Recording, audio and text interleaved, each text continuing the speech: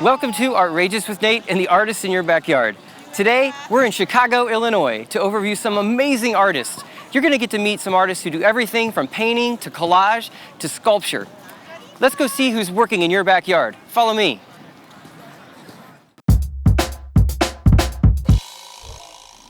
We're here on the west side of Chicago to see Benard.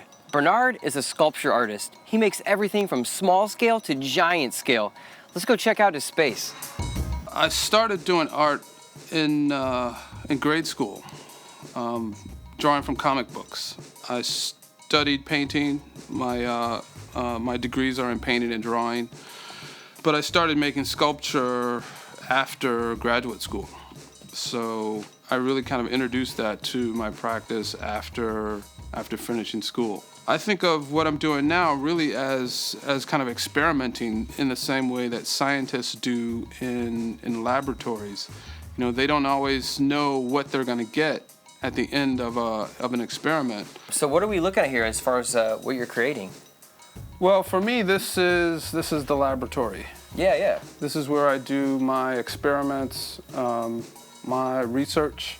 Sure. And come up with my discoveries, you might say.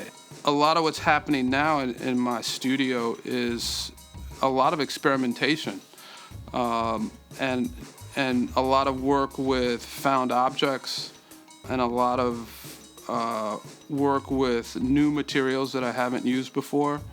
Again, these were found objects, broken bottle tops, toy parts. Yeah. This one actually moves. Oh, there you go. Stuff I get at the thrift store. Tools. That was a screwdriver. Knives. Part of a comb over here. It's just neat seeing, I mean, like you were talking about, where you're finding kind of, you know, the materials or the inspiration is, you know, half the time we'd walk, you know, just walk right by half this stuff and not know what to do with it, but it's cool, and that's what's like a glimpse into your process of like you see something there that nobody else is seeing. As a creator and that whole process, you know, that's really evolved over a long period of time for me personally as an artist. You know, initially I was very interested in drawing and you know, kind of representing things in the world.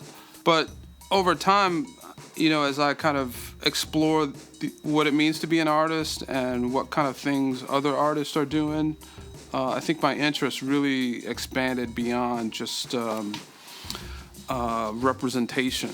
And I think I've really become very much interested in really connecting with the world around me and the things I see out in the world.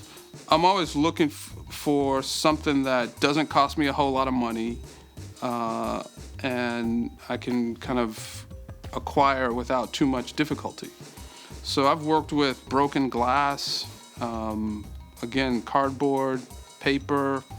I think really you can start by just kind of looking around you and you know, grabbing things that are available.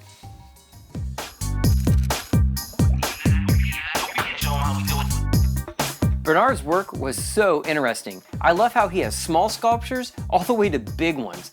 What we're gonna work with is one of his ideas using the foam ball. Let's take a look at what we're gonna need.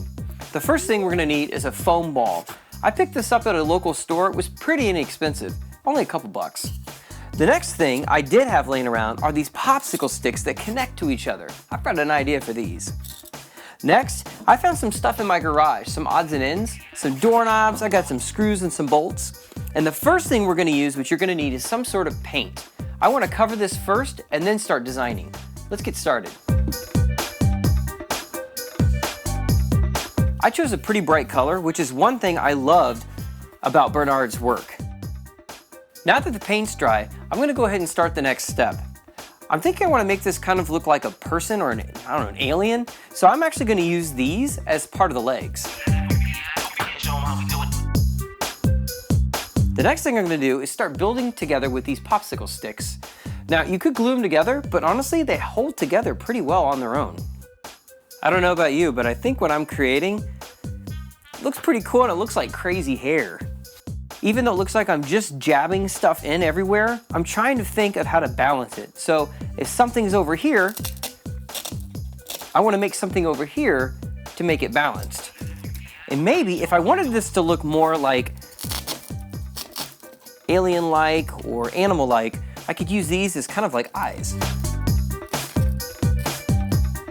I'm gonna stop for now, but I gotta admit, I'm having a lot of fun with this. I can see why Benard really likes taking these found objects and making something pretty cool.